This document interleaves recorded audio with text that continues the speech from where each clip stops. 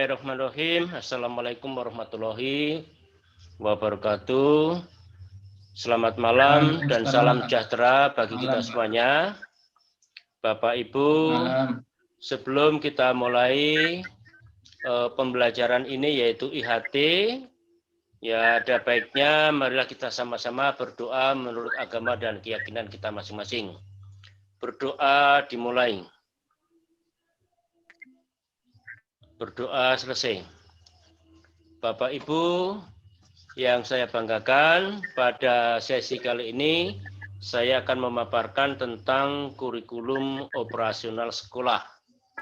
Di mana dalam kurikulum operasional sekolah ini ada dua kelompok komponen yang akan kita bahas, yaitu pertama mengenai komponen kurikulum operasional sekolah, dan yang kedua mengenai prinsip pengembangan kurikulum operasional sekolah. Nah, ini akan saya jelaskan tentang komponen kurikulum operasional sekolah. Pada dasarnya, komponen kurikulum operasional sekolah ini memiliki 5 komponen utama yang penting, yaitu 1. Tujuan, yang kedua materi, yang ketiga strategi pembelajaran, yang keempat organisasi kurikulum, yang kelima evaluasi. Dalam tujuan pembelajaran, dalam tujuan kurikulum maksudnya ini mengingat pentingnya pendidikan bagi manusia, hampir di setiap negara telah mewajibkan para warganya untuk mengikuti kegiatan pendidikan. Jadi dalam skala makro, rumusan tujuan kurikulum erat kaitannya dengan filsafat atau sistem nilai yang dianut masyarakat. Tentang materi, ya, dalam menentukan materi pembelajaran atau bahan ajar, ini tidak terlepas dari filsafat dan teori pendidikan yang dikembangkan. Seperti telah dikemukakan di atas, bahwa pengembangan kurikulum yang didasari filsafat klasik atau perennialisme, esensialisme, eksistensisme, penguasaan materi pembelajaran menjadi hal yang utama. Yang ketiga yaitu strategi pembelajaran, ya, tentang strategi kurikulum. Dari filsafat dan teori pendidikan yang kode ya, ngomong ya kok ya. Bapak jangan ngomong. Maaf, tadi terlempar karena gangguan signal. Yang ketiga, strategi. Dari filsafat teori pendidikan yang melandasi pengembangan kurikulum, terdapat perbedaan dalam menentukan tujuan dan materi pembelajaran. Terus yang keempat yaitu tentang organisasi kurikulum. Beragamnya pandangan yang mendasari pengembangan kurikulum memunculkan terjadinya keragaman dalam pengorganisasian kurikulum.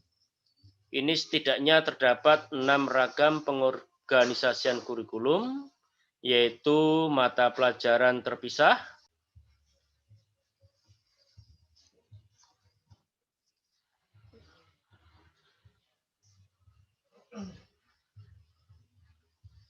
halo, Bapak Ibu masih bisa didengar?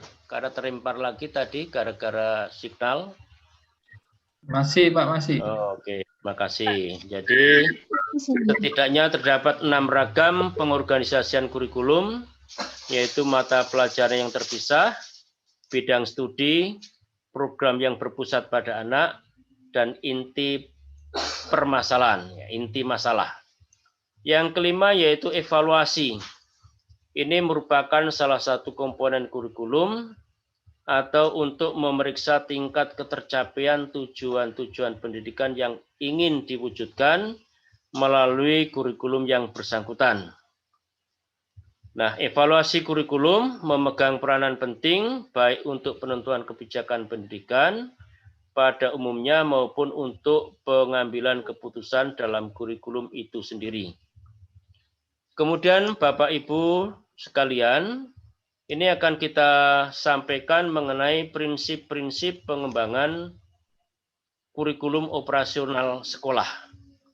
Penjabaran prinsip-prinsip umum pengembangan kurikulum yaitu ada beberapa prinsip. Yang pertama yaitu prinsip relevansi. Relevansi memiliki makna sesuai atau serasi dengan memperhatikan aspek internal dan aspek eksternal.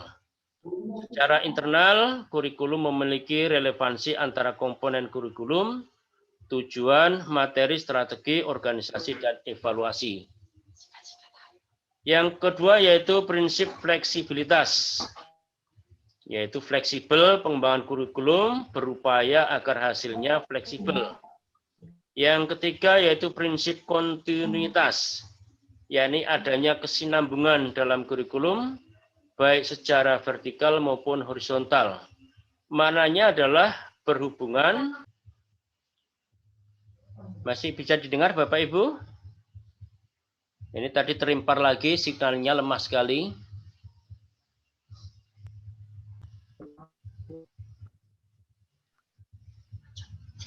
Masih bisa didengar Bapak Ibu? Nah, terimpar lagi tadi suaranya karena sinyal. Oke, yang keempat yaitu prinsip efisiensi. Tadi kontinuitas, yang keempat yaitu efisiensi. Maksudnya adalah salah satu prinsip yang perlu diperhatikan dalam mengembangkan kurikulum. Sehingga apa yang telah direncanakan sesuai dengan tujuan yang ingin dicapai. Yang kelima, yaitu prinsip efektivitas. Yang dimaksud efektivitas di sini adalah sejauh mana rencana program pembelajaran dicapai atau diimplementasikan. Dalam prinsip ini ada dua aspek yang perlu diperhatikan, yaitu efektivitas mengajar guru dan efektivitas belajar siswa. Ya. Nah, selain itu juga ada juga yang mengemukakan tentang prinsip-prinsip tentang pengembangan kurikulum yang telah dikembangkan oleh beberapa ahli. Di antaranya yaitu prinsip tujuan pendidikan, prinsip pemilihan isi pendidikan, prinsip pemilihan proses belajar mengajar, prinsip pemilihan media dalam pemilihan media, kemudian prinsip penilaian atau sebagai akhir dari proses pembelajaran. Nah, jadi saya rasa itulah Bapak Ibu materi yang telah saya sampaikan. Mudah-mudahan materi ini dapat berguna untuk kita semuanya. Dan terakhir saya ucapkan terima kasih. Sekian, wassalamualaikum warahmatullahi wabarakatuh. Ya. Ada bisa Bu. Oke, selamat malam Bapak Ibu guru hebat semuanya. Masih semangat ya, walaupun sudah larut malam, kita tetap semangat. Baiklah, pada hari ini saya akan menjelaskan tentang kerangka kurikulum. Kerangka kurikulum itu ada 3. Yang pertama itu tentang profil pelajar Pancasila. Yang kedua itu struktur kurikulum. Dan yang ketiga itu prinsip pembelajaran dan asesmen. Di sini saya akan mengambil topiknya tentang profil pelajar Pancasila. Sekolah penggerak itu dibuat bertujuan untuk menghasilkan profil pelajar Pancasila. Pelajar tak hanya berprestasi, tetapi dia unggul dalam iman dan akhlak, ya, iman dan akhlak, sehingga menjadi generasi pemuda, generasi bangsa yang baik dan berkualitas nantinya. Nah, adapun ada 6 aspek untuk profil Pancasila ini. Yang pertama itu, sebelum masuk kepada ke-6 aspek, kita tahu dulu apa itu definisi dari profil pelajar Pancasila. Profil pelajar Pancasila adalah itu profil lulusan yang bertujuan untuk menunjukkan karakter dan kompetensi yang diharapkan diraih dan menguatkan nilai-nilai luhur Pancasila, peserta didik, dan para pemangku kepentingan. Itulah definisi dari profil pelajar Pancasila.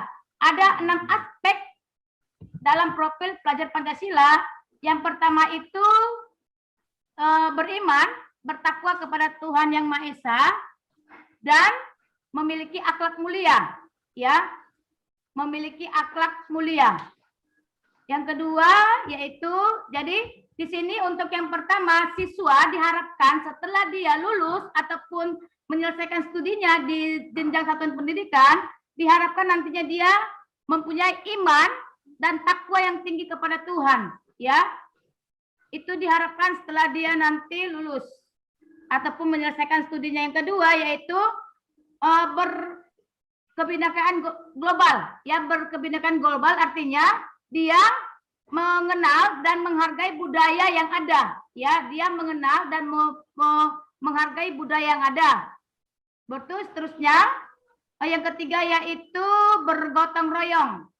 Bergotong royong yaitu mengadakan kolaborasi, kepedulian, dan berbagi. Jadi di sini siswa dituntut setelah dia memiliki jiwa profil pelajar Pancasila, maka otomatis di dalam dirinya itu ada kolaborasi, ada ingin berbagi, dan ada rasa peduli kepada sesamanya. Berarti yang keempat yaitu mandiri. Mandiri itu yaitu pemahaman diri dan situasi. Nah, diharapkan nanti setelah dia selesai dalam jenjang pendidikan, dia mempunyai prinsip yang mandiri. Jadi dia bertanggung jawab dan dia bisa merealisasikan dirinya nanti dalam terjun ke masyarakat. Dia boleh berdiri sendiri, mandiri sendiri, tidak mengharapkan, tidak tergantung kepada orang lain sekitarnya. Yang ketiga, yang kelima yaitu bernalar kritis, ya, yaitu dia bisa memilah-milah. Ketika dia memiliki jiwa profil pelajar Pancasila, dia bisa memilah-milah mana yang merupakan informasi yang bisa ditelaahnya. Dia bisa berpikir ini masalah, ini merupakan informasi yang baik. Dia bisa menelaah secara kritis dia. Di situ tuntutannya kalau dia memiliki profil pelajar Pancasila. Dan yang terakhir yaitu ada 6 yaitu kreatif. Dia kreatif menghasilkan gagasan-gagasan yang original, menghasilkan kerja dan tindakan yang original. Jadi ketika dia sudah ada memiliki memiliki profil pelajar Pancasila dalam dirinya, maka dia akan menimbulkan ide-ide yang baik, ide-ide yang bagus dan cemerlang, dan ketika dia terjun nanti di masyarakat, dia bisa menghasilkan suatu karya, ya, karya nyata yang bisa mengembangkan dirinya, dia berkreatif dari hari ke hari. Itulah ada 6 elemen profil di dalam profil pelajar Pancasila. Demikianlah pembahasan saya pada malam ini.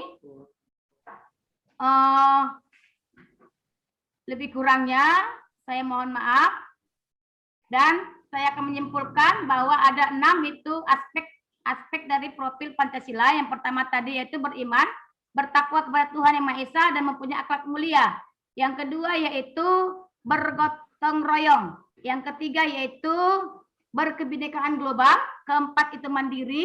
Yang kelima itu bernalar kritis, dan yang keenam itu kreatif. Ya, itulah materi kita pada malam ini. Terima kasih buat waktu dan kesempatan yang diberikan pada malam ini. Terima kasih. Thank you. Thank you. Ya, sama-sama. Thank you tuh. Terima kasih atas materinya. Oke, assalamualaikum dan selamat malam untuk kita semua. Baiklah, kali ini saya akan mempresentasikan materi tentang capaian pembelajaran. Jadi dalam diklat kali ini saya akan membahas apa itu capaian pembelajaran. Materinya adalah yang pertama apa itu capaian pembelajaran, yang kedua tujuan capaian pembelajaran, yang ketiga prinsip pembelajaran, yang keempat rumusan capaian pembelajaran, yang kelima komponen capaian pembelajaran. Apa itu capaian pembelajaran? Capaian pembelajaran merupakan suatu ungkapan tujuan pendidikan yang merupakan suatu pernyataan tentang apa yang diharapkan diketahui, dipahami, dan dapat dikerjakan oleh peserta didik setelah menyelesaikan suatu periode belajar. Kondisi ini juga dijalankan oleh sebagian besar negara di Eropa saat ini, yang saat ini menggunakan capaian pembelajaran untuk mengungkapkan apa yang mereka harapkan agar diketahui dan dapat dilakukan oleh peserta didik dan memahami di akhir program atau urutan pembelajaran. Yang kedua, tujuan capaian pembelajaran. Capaian pembelajaran menunjukkan kemajuan belajar yang digambarkan secara vertikal dari suatu tingkat ke tingkat yang lain, serta didokumentasikan dalam suatu kerangka kualifikasi. Selain itu, capaian pembelajaran juga harus disertai dengan kriteria penilaian yang tepat yang dapat digunakan untuk menilai bahwa hasil pembelajaran yang diharapkan telah tercapai. Materi selanjutnya yaitu prinsip pembelajaran. Prinsip capaian pembelajaran terukur dan spesifik serta fleksibel atau sesuai proses dan tahap belajar siswa. Terukur dan spesifik, aspek yang diperhatikan antara lain yang pertama pemahaman dan pengetahuan, yang kedua praktis, yang ketiga keterampilan generik atau pemecahan masalah. Untuk fleksibel atau sesuai proses dan tahap belajar siswa, aspek yang harus diperhatikan yang pertama pengembangan CP atau capaian pembelajaran harus jelas mendefinisikan hasil yang harus dicapai siswa pada akhir program pembelajaran. Yang kedua, desain kurikulum, strategi belajar, dan kesempatan belajar dilakukan untuk menjamin tercapainya capaian pembelajaran. Yang ketiga, proses penilaian disesuaikan dengan capaian pembelajaran dan penilaian setiap individu siswa dilakukan untuk memastikan bahwa siswa mencapai target pembelajaran. Kemudian, kita membahas tentang rumusan capaian pembelajaran. Yang pertama, bentuk penulisan. Format capaian pembelajaran ditulis dalam bentuk paragraf, sehingga keterkaitan antara pengetahuan, keterampilan, dan kompetensi umum terlihat jelas dan utuh sebagai satu kesatuan yang tak terpisahkan dalam pembelajaran dan menggambarkan apa yang akan dicapai peserta didik di akhir pembelajaran. Yang kedua, integrasi pengetahuan, keterampilan, dan sikap. Capaian pembelajaran akan menjadi acuan deskripsi keberhasilan anak dalam mempelajari sesuatu hal. Pengintegrasian tersebut juga disesuaikan dengan tujuan untuk mengembangkan dan menguatkan kompetensi dan karakter yang sesuai dengan profil pelajar Pancasila, yang merupakan salah satu komponen penting dalam pelaksanaan pembelajaran dengan paradigma baru. Berikutnya, komponen capaian pembelajaran. Dalam dokumen capaian pembelajaran terdapat 4 komponen, diantaranya yang pertama rasional mata pelajaran, yaitu memuat alasan pentingnya mempelajari mata pelajaran tersebut dan keterkaitan antar mata pelajaran dengan salah satu atau lebih profil pelajar Pancasila. Untuk SLB rasional mata pelajaran juga dikaitkan dengan keterkaitan mata pelajaran untuk menunjang keterampilan fungsional anak dalam kehidupan sehari-hari. Yang kedua, tujuan mata pelajaran. Kemampuan atau kompetensi yang perlu dicapai peserta didik setelah mempelajari mata pelajaran tersebut. Yang ketiga, karakteristik mata pelajaran. Deskripsi umum tentang apa yang dipelajari dalam mata pelajaran serta elemen-elemen start atau domain mata pelajaran dan deskripsinya. Yang keempat, capaian pembelajaran setiap fase. Deskripsi yang mencakup pengetahuan, keterampilan, serta kompetensi umum. Selanjutnya diturunkan menjadi capaian pembelajaran menurut elemen yang dipetakan menurut perkembangan siswa. Oke, Bapak Ibu, mungkin sampai sini dulu materi saya, karena keterbatasan waktu, mengingat sudah hampir jam 11 ini. Masih ada lagi Bu Lisbeth yang akan memberikan materi. Oke, saya tutup aja. Terima kasih semuanya. Selamat malam. Ibu guru yang hebat, kali ini saya akan bawakan materi tentang fasilitasi tentang in-house training ya, tentang modul ajar. Sebelum kita mulai ke pembahasan materinya, mari kita berdoa sesuai dengan gambaran bacaan kita masing-masing. Doa dimulai. Doa selesai. Baik, kali ini saya akan bawakan materi tentang modul ajar. Apa itu modul? Modul merupakan suatu bentuk bahan ajar yang dikemas secara utuh dan sistematis. Di dalamnya memuat seperangkat pengalaman belajar yang terencana dan didesain untuk membantu peserta didik menguasai tujuan belajar yang spesifik. Kemudian ada hal yang perlu diperhatikan dalam pembuatan modul ajar, yaitu komponen modul ajar itu. Apa saja itu? Itu terdiri dari 3, informasi umum, komponen umum, dan lampiran.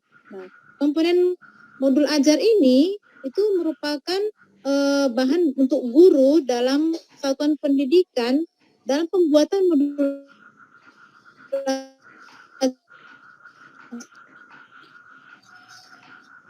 dari besar untuk mengacu kepada filosofi Ki Hajar Dewantara, dan di mana di situ disebutkan bahwasanya pendidikan itu berhamba kepada siswa ya.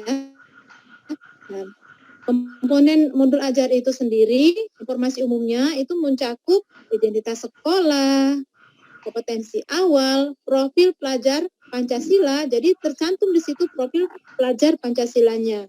Kemudian sarana dan prasarana, target peserta didik, kemudian model pembelajaran yang digunakan. Jadi banyak model pembelajaran yang digunakan ya.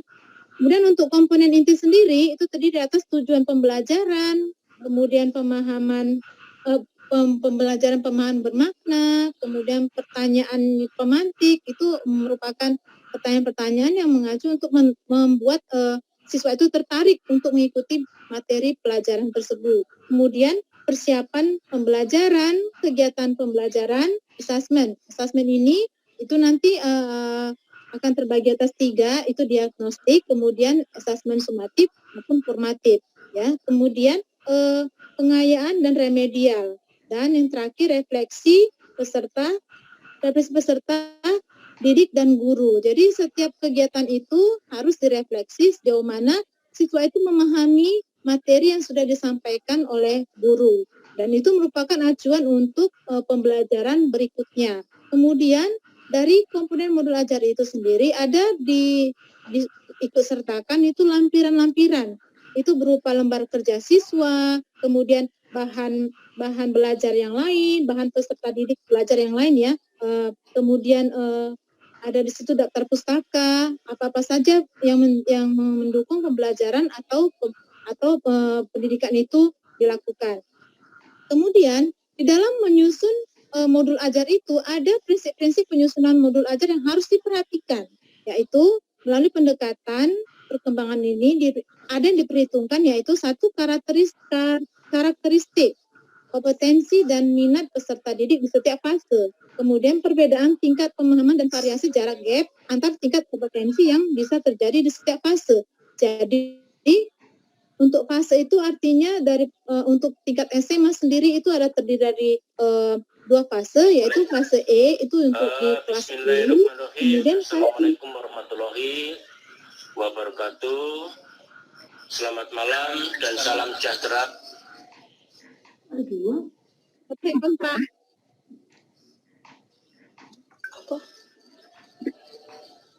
Ada ulang ya Pak ya. Lanjut.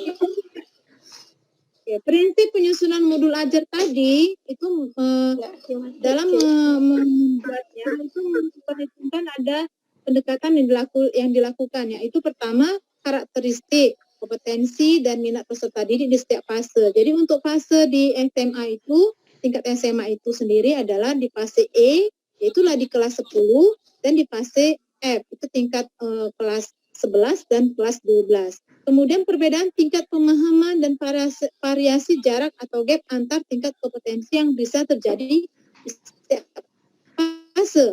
Kemudian melihat dari sudut pandang ajar bahwa setiap peserta didik itu unik. Artinya dalam penyusunan modul ajar itu kita juga harus memperhatikan bagaimana daya tangkap siswa. Kenapa? Karena setiap siswa itu memiliki keunikan dan model cara belajar yang berbeda, daya tangkapnya yang berbeda, baik itu didukung dari budaya cara dia belajar. Kemudian bahwa belajar harus berimbang antara intelektual, sosial, dan personal. Dan semua hal tersebut adalah penting dan saling berhubungan. Kemudian tingkat kematangan setiap peserta didik tergantung dari tahap perkembangan yang dia lalui oleh peserta didik dan merupakan dampak dari pengalaman sebelumnya. Jadi belajarnya dari setiap fase tadi, ya.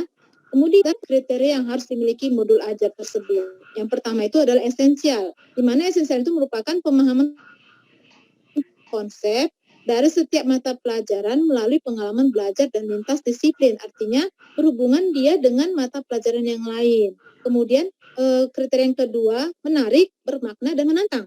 Menumbuhkan minat untuk belajar dan melibatkan peserta didik secara aktif dalam proses belajar. Berhubungan dengan pengetahuan dan pengalaman yang dimiliki sebelumnya. Sehingga tidak terlalu kompleks, namun juga tidak terlalu mudah untuk tahap usianya. Jadi disesuaikan dengan keadaan siswa. Kemudian ada di situ untuk prosedur penyusunan modul ajar. Prosedur penyusunan modul ajar itu ada 6 bagian ya. Ada analisis kondisi dan kebutuhan guru, peserta didik, serta satuan pendidikan. Yang kedua itu harus teridentifikasi dan harus ditentukan domain profil pelajar Pancasila. Jadi setiap domain pembelajaran itu harus tercantum di situ profil pelajar Pancasila. Kemudian yang ketiga, kita menentukan alur, tujuan, kemudian pembelajaran yang akan dikembangkan menjadi model ajarnya. Berarti kita buat dulu alur-alur dalam menentukan tujuan pembelajaran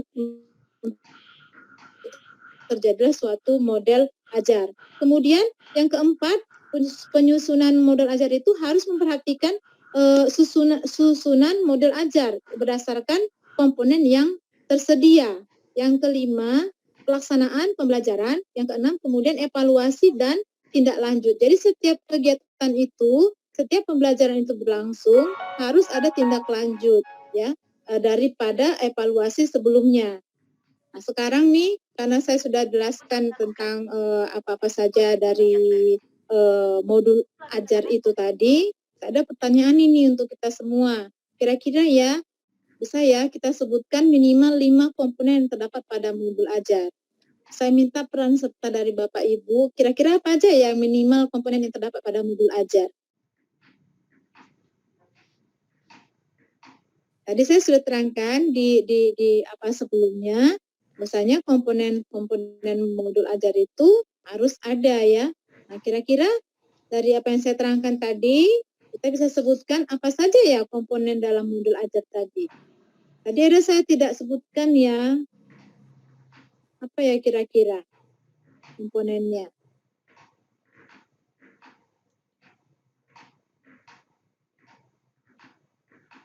Apa ya Bapak Ibu ya? Saya sudah terangkan tadi ya. Kira-kira komponen dalam modul ajar. Tadi ada tiga bagian penting ya. Satu itu merupakan informasi umum ya. Itu merupakan informasi umum. Kompetensi inti. Terus lampiran ya Bu. Inti ya. Terus lampiran-lampiran. Berapa ya Pak ya masih tiga? Kira-kira apa lagi ya Pak ya? Bu? Evaluasi. Ini. Ada di situ tujuan pembelajaran, ya kan?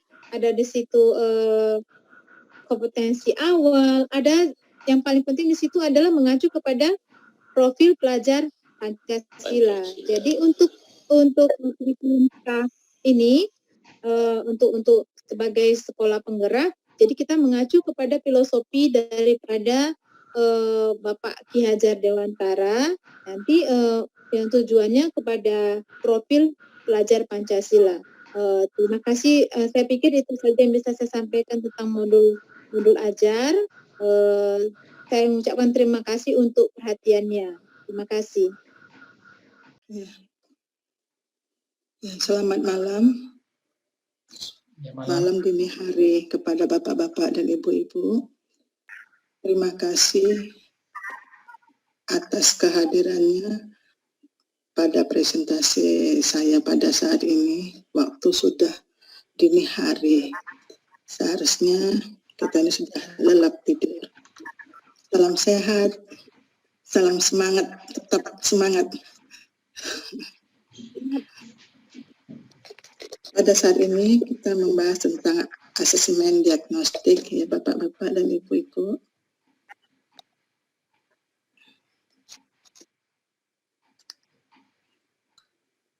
Asesmen diagnostik itu bukan sekedar untuk mengetahui pencapaiannya.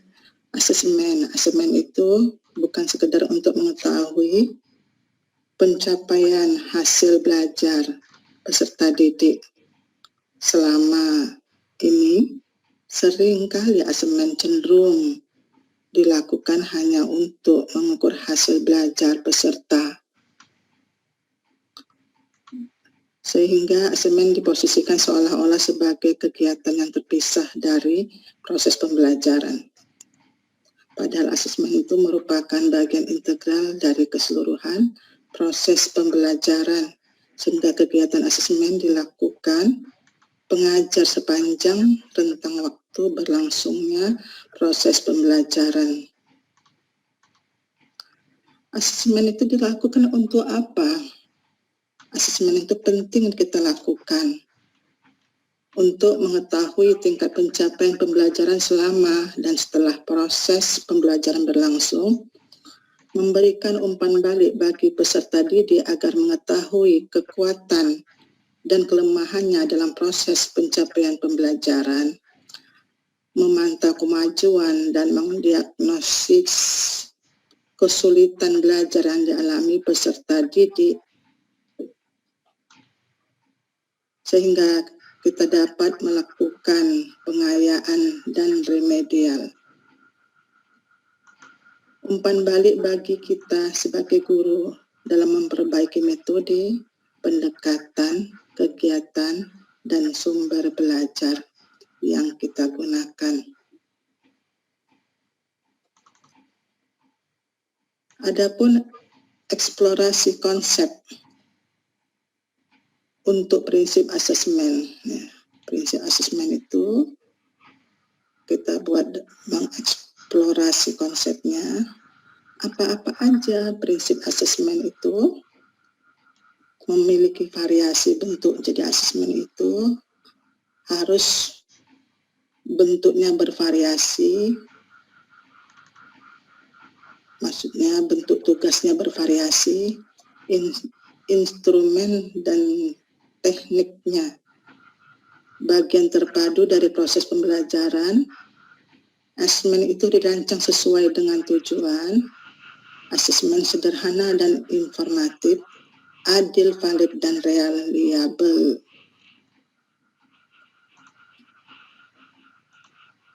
Asesmen itu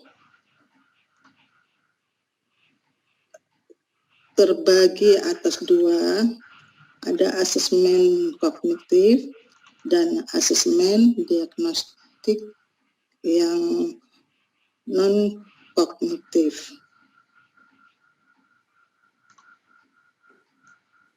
Yang kognitif berkaitan dengan pengetahuan, sementara yang diagnostik berkaitan dengan gaya belajarnya, kondisi keluarga, latar belakang pergaulan siswa, karakter, serta minat siswa.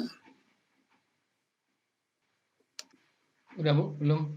Iya, kok hilang. Ya demikianlah Ibu-ibu, Bapak-bapak, presentasi kita hari ini. Terima kasih atas segala perhatian, kerjasamanya, sehingga presentasi kita pada hari ini berhasil. Terima kasih sekali lagi Bu. Ya Pak, kesalahan di sana sini saya mohon dimaafkan ya. Selamat malam. Malam.